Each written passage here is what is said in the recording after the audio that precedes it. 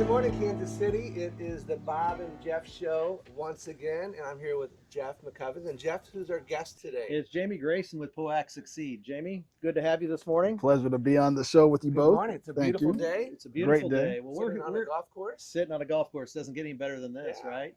So we're here today to talk about just relationships in general and how people can feel heard. I think there's a lot of challenges that we all have, but specifically around the youth in our community, and that's really what Jamie and his team do. Is they go out and meet with these youth at the different schools, and he's going to talk a little bit more about that, and really make a difference in how they feel.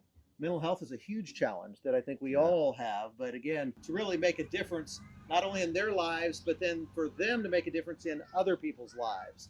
So Jamie, tell me a little bit about POAC Succeed and a little bit about the history and kind of what you're doing.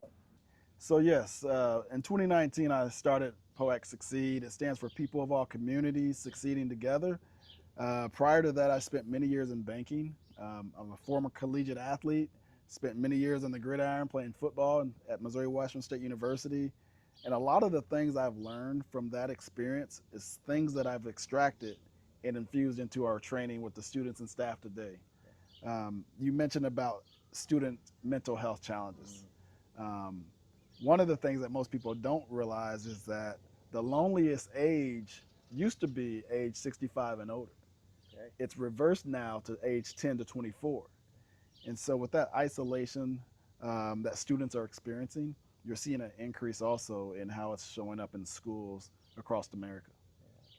That's an incredible story of how you kind of got started. So tell us a little bit, when you go into an actual school, tell us a little bit about your program, or programs I should say, and how that actually flows, and what do you do with the students? How do you break them apart to be able to then work on the different areas that they have needs for? Yeah, that's a great question. You know, when we partner with schools, we typically focus on our sweet spot, which is middle school. Okay. If you all can think back to middle school, for many of us, it wasn't a pleasant experience. Right. Some of us had a great experience, but then there's those in between. And so we've created a 4-week program to where we come in school hours and work with probably students around 25 to 30 at a time. Okay. We focus on small group conversations so that they can truly be vulnerable, but also learn how to use the skills and resources that we're teaching, and they can actually practice it with each other. And so that's one way that we engage with the schools, is through our 4-week program, which leads to our ambassador program, to me, which is one of the best things that we've created. Is when the students complete our program, now they have the opportunity to go teach it a grade level down. Okay. So for instance, 8th graders can go teach 6th and 5th graders. So Or they're 7th learning, graders. and they're learning how to coach the kids that are maybe a little younger, that maybe had the same challenges that they've had. Yeah, and the reason why we did that is because it also allows students to find an ally as they enter into different grades. They have someone that they can connect to versus walking in not knowing anyone at all. You know, it's funny that you mentioned that the lonely age now is 10 to 24, and I remember back in middle school, around 14, I was like, wow, this is an awakening for me, because now I know that I have choices to make. And who was my mentors back then? I think it might have been a teacher, it was a coach, it was just a few people that really had an impact on my life. And looking back on that now, it's like, wow, they molded me on a path where I was headed, and that's so important that we're doing that. Yeah, and I work with coaches as well as a former athlete. I teach them there's a difference between a right to coach and a privilege to coach, because to your point, they are shaping young men and women's lives, all coaches across America, and that influence is something that 40 years down the road, they're going to draw back on a single thing a coach may have said to them. Right. And that can shape them one way or the other. So Absolutely. So tell us a little bit about the different grades that you support, and then also tell us a little bit about the I'll say teachers, coaches that also are involved, because it's not just about the kids, it's about the faculty as well, right, helping to mold and help with that coaching and help to get that student in a better spot. Well, we all know that there's education burnout across America. Teachers are being challenged, they're stretched thin, but when we come in, we work with grades K through 12. Okay. We do the work. The teachers actually get a break. They can sit in our sessions. They can be a fly on the wall. But our ultimate goal was not to add anything extra Okay. to the educator's plate that's already being stretched thin. Agree with that. And so throughout our sessions, they take part in some of the activities. Um, they use some of the activities when we leave because it's just how we reinforce the behaviors. But from the athletic standpoint, we also teach the coaches and athletes and what does a team look like? What does success look like? You know, are you noticing the quiet athlete that's not being even approached or given opportunities, or is it all focused on the star player? And so we teach those things of more awareness of where people are being included or maybe also excluded, intentionally or unintentionally. And so, That's good. That's good. Boundaries. yes, Talk about that. boundaries. That's a great one. So I myself had to learn over my years of what that word even meant, right? Growing up as an athlete, growing up as a corporate banker, you just run and you gun. But that wasn't always the best approach. It wasn't always the healthiest approach because when we talk about mental health, taking care of the whole body, I've also learned how to create boundaries to protect my own inner peace. But we also teach students the importance of their boundaries, protecting themselves as they're going through and navigating different changes and challenges as they're going from middle school to high school and high school into college. Boundaries of who you hang out with, boundaries of where you go, things of that can hinder opportunities if it's not the right place at the right time. You know, Right. I have one. Okay, you have one. I have I have one one. too. So on the Bob and Jeff show, as we're interviewing lots and lots of nonprofits, and we're working on connecting the dots in KC so that we're not duplicating services, so that we're not recreating the wheel. But people don't really understand the makeup of nonprofits. Can you talk about that? absolutely, and that's a great question. That's something that I feel like many people within communities they know of what nonprofit is, but they don't understand that it's still a business. You know, the difference of a nonprofit for profit is just a tax code. That's the major difference. And so there are benefits of every nonprofit across America serving their missions, but for the community to understand it's not just a charity, it's still a business. It takes community support for all nonprofits to carry their missions forward. So So as you talk about missions, what's your true mission? our true mission is very simple. I want to make sure that all people of all ages are seen, heard, valued, but more importantly, supported through our work. That's awesome. That's awesome. So you talk about this being not just a nonprofit but also a business. So obviously every business has to have, I'll say, cash flow or income coming in to be able to support and sustain Let's that go long back. term. Because Okay. every nonprofit is a business. Right. That's what people don't understand is running a business. It has to have a good, solid board. It has to have people that are passionate about the mission, the initiatives that you're going to take. Talk about that. So you're absolutely right. I think the board alignment is key, and for many nonprofits, nonprofit boards, their role is to govern the nonprofit work, making sure that the financials, the health, the well-being of the nonprofit is moving forward. And I think that's the gap of many nonprofit faces, that they don't have a clear understanding of the roles and responsibilities. But you know, identifying the right people is key too, because you're right. It does take capital to run a business. Sure. And I'll explain our business model. How we created POAC was we have 4 ways we do it. We have fee for service, where schools contract us. We come in, we do our program. Very good. We have fundraising, which we'll talk about through whether it be our golf tournament or other fundraising things that we do. We have corporate sponsors that they can donate funds to, you know, maybe sponsor a group of students to go through our program if school budgets are slashed, as we've known that's happened.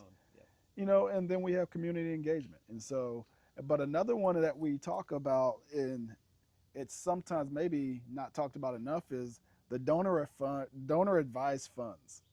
You know, there are donor advised funds, whether you speak with your financial planner about it. Many people want to give to nonprofits, but they don't know sometimes how to even do it. And so through the donor advised fund is a way to where if people have funds available to give and they want to get engaged in various nonprofits in the community, that's one avenue that I think can most definitely be brought to light, and how people can take part in smaller nonprofits. Now, I'll say smaller because everyone knows the big nonprofit names. Yep. You know, the big names that's been around for years. But there's a lot of small nonprofits like yours, like mine, doing great work in our community that people don't know about. Right. Because it comes back to awareness. Comes Awareness, back to awareness. is the big thing that we're doing here, is because as folks say, oh, I'm passionate about this, I want to go out and do this, I want to save the world here, save this child over here, there's probably somebody already doing the work. So if you can align groups together, and then they can, as we talk about, just like, we're from different communities, if we can sit down as community leaders and say, let's work towards this. It's not about creating another new nonprofit, it's about doing work from within. You know what I love about the nonprofit space is that spending the bulk of my years in corporate, you compete against your competition. In the nonprofit space, there's no competition. Our ultimate mission of any nonprofit in America is to drive communities forward. That means I don't need to compete with you because your mission is different than mine. Mine's different than yours. But collectively, if we're collaborating, working together, having these community conversations like this, we can now move things forward faster if we all understand that. Educating donors on how to give and where to put money. Talk about that a little bit more. Exactly. Yeah, so there's multiple ways. On our website, we have an impact tab where you can find ways to donate, ways to get involved in our events. We try to be more intentional about making it easy. I think one thing that maybe hinders nonprofits, when people do want to give, they don't know where to go. It's like this rat race and trying to figure out. So we try to simplify ways so that they go on our website, they see it. When we do our marketing, they see it. So we always try to remove barriers to make it easier for people. Yeah. Go ahead. I got a question. I'm But liking this your questions are because really good. What he's doing is you're creating your own buzz. Yes. I mentor a lot of people. And then one thing I've learned throughout the years, and especially in the nonprofit space, I've ran into nonprofit leaders that don't like to market. And I said to them, if you don't like to market, find someone who can do it for you. You're running a business. You're going to run out of business. But you also have to create your own buzz, because no one's going to do it for you. You have a mission, I have a mission, you have a mission. But if we don't talk about our work, ourselves, being the true ambassadors of what we do every single day, no one's going to know about any mission. And it's all about the story, right? It's all about the story Yep. that touches people's hearts and that make people want to be involved and want to give. So you talk about the story, and our mantra through POAC is learn the 90%. Oftentimes when it comes to people, students, adults, our stories aren't told. Right. We talk about 10% of what we see, Yep. but the 90% is where we have in common. That's where the rubber hits the road, is finding out we love golf. Guess what? It has nothing to do with age, race, or anything. It's the fact we love golf. That's right. And we can talk about golf for 30 to 45 Or minutes. longer. We could really talk about this for probably hours. Absolutely. But I want to ask a couple questions here. So I know you do a lot of fundraising, Yeah. right? And we've talked about that. We've actually worked together on Yeah. several fundraising efforts, and we'll continue, I know, Absolutely. doing that. Tell us about some of your upcoming fundraising, and what does that look like? When is it, etc.? Yeah, so September 11th, we're having our 6th annual golf tournament up at Paradise Point. The tournament's where strangers become friends. It's been our phrase from the very beginning, and I've seen it play out to where we have had people meet each other for the first time, and over the years have re-engaged Right. just because of the event we've hosted. It's hosted around a beautiful lake in Smithville, Missouri. The weather is normally around 85 degrees. Fall, you can't beat Midwest golf around that time. And so I encourage anyone to come out and just take part in the event. If you want to be a sponsor, put a table up, pass out information, learn more about what we do. We're open to all the communities. And so we want to have everyone embrace, enjoy a day around the lake, playing a game of golf, but also serving a good purpose at the same time. Amen to that. And Serving Kingdom is actually partnering with POAC Succeed this year.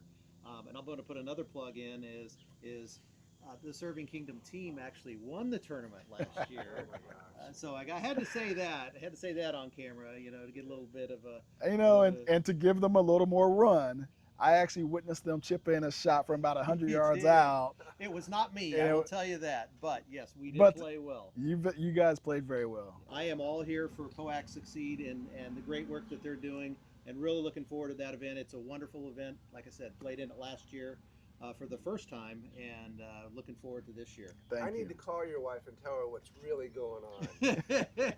So, Jim, what about a website? How do people contact you? Yeah, our website's POACSucceed.com, POAC Succeed.com. You can find our information out there. You can follow us on LinkedIn, Facebook, Instagram. We share all of our information as well. But to learn about our work, we have really done a great job of enhancing our website to basically educate the community, schools looking for services, community partners looking for speakers. It's out there. POACSucceed.com, you can find it all. That's awesome. That's I, awesome. Oh boy. Well, I brought something today for Jeff, which it's kind of like a tradition now because he loves this game of golf, and I look at all these different things. How can I tie into his world? And I come up with these very unique things that I think, well, he would like this. So, Jeff, today I brought you this. Watch out for the table here. But I've got you may I've wanna- got the table. How you may about we wanna- just said you may wanna may want to open step that. back? yeah, I always look forward to this moment. Yes. nothing is ever going to hurt you, Jeff. I don't know. I don't know. All right. Well, I'm not sure. Oh, it looks like a stamp. These look like stamps that I can put on Yes. my golf ball, right? I No, can it's use about to stamp building my golf ball. community. I'm thinking Oh, about I thought it nonprofit. was I'm thinking stamps. about, you can use words like the experience, the awakening, the exciting part of the nonprofit, creating the awareness, having boundaries. I'm thinking of all the things you can do with a nonprofit, and you take it all back to golf. I don't understand it. I see an M for McCubbins would look really good on my ball, and everybody would know it's mine. Or Mulligan. Or mulligan. I need the mulligan. I need the mulligan. Bob, thank you so much for this gift. I always appreciate it, and I will use this to build community. Why don't you But spell also- it's the Bob and Jeff show? That's what I'm talking about. You get That right won't fit back on to my golf ball. That won't fit on my golf ball.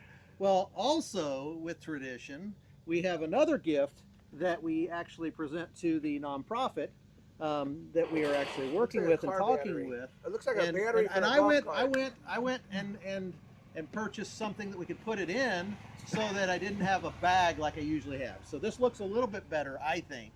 But Well, we'll see. let's We're see. evolving. We're evolving. That show. Let's see here. And as you say, There you go. it's a crawl, walk, run philosophy. Ooh, All right, so wow. Jamie, what that is, what that is. Look at this, is- laying bricks. So we are building a community, one brick at a time, and so we now present this to all the different organizations that we work with and partner with. This is and, awesome. and we are super excited for that. Don't throw it through a window because it will break.